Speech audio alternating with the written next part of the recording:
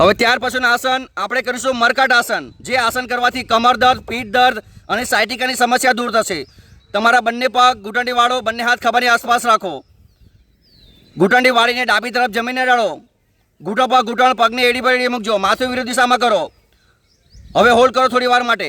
1 2 3 4 5 6 7 8 9 10 11 12 13 14 15 16 17 18 19 20. Relax. હવે બંને પગ ધીમે ધીમે જમણી તરફ લઈ જાઓ અને માથુંને વિરુદ્ધ દિશામાં કરો. Very good. હોલ્ડ કરો આસનને.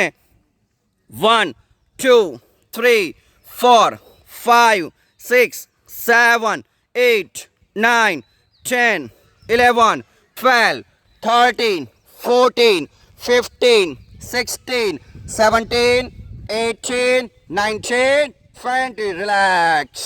હાથ બાજુમાં જ રાખો. બંને પગને સામે તરફ સીધા કરી દો. હવે આપણે કરીશું મરકટ આસનની બીજી ક્રિયા.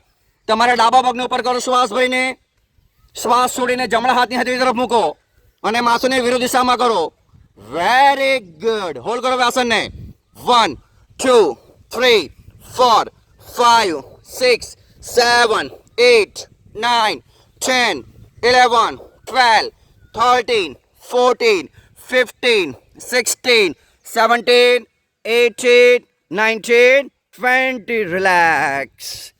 બંને પગ ભેગા કરી દો. ઊંડો શ્વાસ લો. ધીમે ધીમે શ્વાસ. ચલો, કયો પગ રહ્યો હવે? જમણો પગ. ઉચકો, મૂકો બરાબર. માથું વિરુદ્ધ દિશામાં કરો. Very good. હોલ્ડ કરો આસનને.